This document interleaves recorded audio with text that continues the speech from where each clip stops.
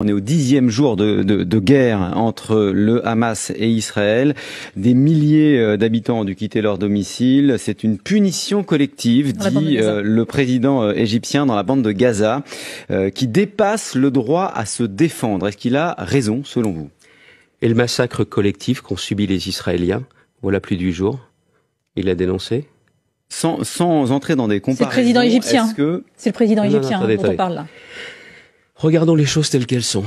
Il y a eu un massacre en Israël comme on n'en a pas connu depuis l'Holocauste. Il ne s'agit pas de crimes de guerre, il s'agit de crimes contre l'humanité. Les barbares du Hamas sont venus massacrer des familles entières, avec des actes qu'on a peine à imaginer au XXIe siècle. Aujourd'hui, la sécurité d'Israël, la sécurité des Israéliens passe par l'élimination du Hamas. Mais ça justifie la mort de milliers de Palestiniens, de civils palestiniens? La première des choses, c'est que Israël a indiqué qu'avant de procéder à cette attaque, il demandait aux civils d'évacuer. Mais vous savez bien que c'est impossible. Ils ne pouvaient pas partir. Écoutez, il y en a déjà qui sont partis, mais vous ne dites pas aussi que les terroristes du Hamas se cachent des hôpitaux, se cachent des écoles, et qu'ils se servent de la population à Gaza comme d'un bouclier humain. Ils savent exactement ce qu'ils ont fait. Ils tendent un piège, pardonnez-moi, avec ces questions dans lesquelles vous êtes en train de tomber.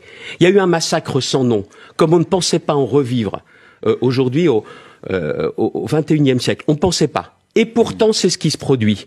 Et là, aujourd'hui, je le dis, il faut laisser Israël éliminer le Hamas. C'est l'intérêt d'Israël, c'est aussi... Et vous voyez bien que dans les faits, Xavier Bertrand a éliminé le Hamas, c'est aussi tuer des milliers de civils palestiniens. C'est pour ça qu'Israël n'a pas déclenché son offensive dès maintenant. Et vous me parlez de l'Égypte. J'ai entendu beaucoup de choses sur Gaza, prison à ciel ouvert, j'ai entendu ça. Il y a une autre porte. Il faut laisser Israël intervenir pour éradiquer et faire disparaître le Hamas. Il n'y aura pas de paix tant qu'il y aura le Hamas. Mais jusqu'où, Xavier Bertrand? On s'arrête sur une de votre déclaration. Vous disiez votre soutien inconditionnel à Israël face aux terroristes. Inconditionnel, ça veut dire quoi? Ça veut dire sans réserve, y compris pour ce qui est des modalités de la riposte? Écoutez, vous ne verrez jamais des soldats israéliens rentrer dans une maison et décapiter des bébés. Jamais. Mais il y a des morts civiles.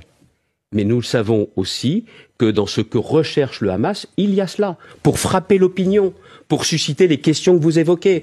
C'est un piège qui a été tendu par le Hamas en ayant une attaque avec aussi effroyable que celle-là. Et pour derrière aussi dire regardez ce qui nous arrive. Non, non, les Palestiniens doivent se désolidariser du Hamas. Mais encore une fois, tant qu'il y aura le Hamas, il ne pourra pas y avoir de paix en Israël, proche et au Moyen-Orient, et surtout, même sur notre territoire, parce qu'aujourd'hui, le Hamas, les méthodes du Hamas sont les mêmes que celles de l'État islamique, celles d'Al-Qaïda. C'est ça aujourd'hui. On a voulu à chaque fois éradiquer le terrorisme islamique, alors il faut le faire avec le Hamas. Xavier Bertrand, président de la région Hauts-de-France. Ce week-end, l'Union européenne a décidé de débloquer une aide d'urgence de 75 millions d'euros pour la population de la bande de Gaza.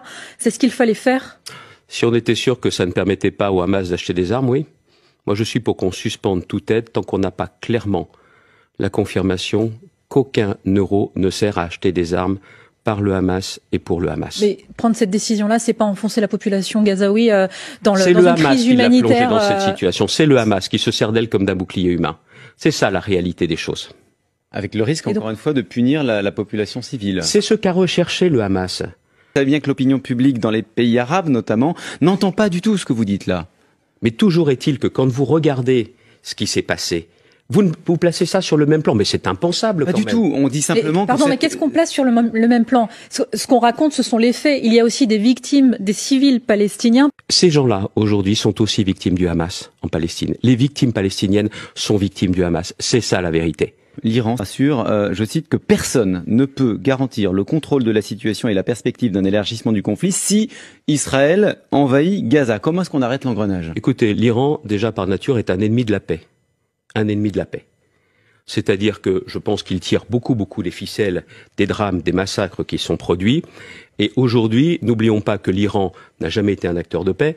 Et n'oublions pas non plus ce qui s'est passé avec la répression terrible contre les femmes iraniennes. Et encore ce week-end, un réalisateur a été assassiné chez lui. On aimerait tous savoir exactement des circonstances. Donc vous ne pouvez accorder aucun crédit à ce que dit l'Iran, à ce que pense l'Iran officiellement. Aucun. En France, les manifestations en soutien aux Palestiniens sont interdites. Est-ce que vous trouvez ça normal? Tout à fait normal. C'est pas une entrave à la liberté d'expression, au droit de manifester? Écoutez, si on va même plus loin, ces manifestations visent d'une certaine façon à se satisfaire ou à reprendre l'apologie du terrorisme, parce que ce qui s'est passé, c'est effectivement du terrorisme islamique, et le gouvernement a totalement raison, et les préfets également, d'appliquer avec la plus grande rigueur cette interdiction de manifester. Encore une fois, c'est de nature à créer des troubles à l'ordre public. L'ordre public est défini dans le droit français et aujourd'hui, on doit faire preuve d'aucune faiblesse en la matière. Avec le risque que ça crée des frustrations chez certaines populations qui souhaiteraient pouvoir exprimer leur soutien aux Palestiniens. Je préfère qu'ils souffrent de frustration plutôt qu'il y ait des affrontements dans un pays qui n'a pas besoin d'affrontements supplémentaires. On peut soutenir les Palestiniens et être contre le Hamas ? C'est ce qui a été dit normalement par Mahmoud Abbas à nouveau lors de la venue de M. Blinken. Cet été, il y avait des manifestations qui allaient dans ce sens. Il faut qu'il se fasse entendre très clairement. Le Hamas est aussi un ennemi des Palestiniens.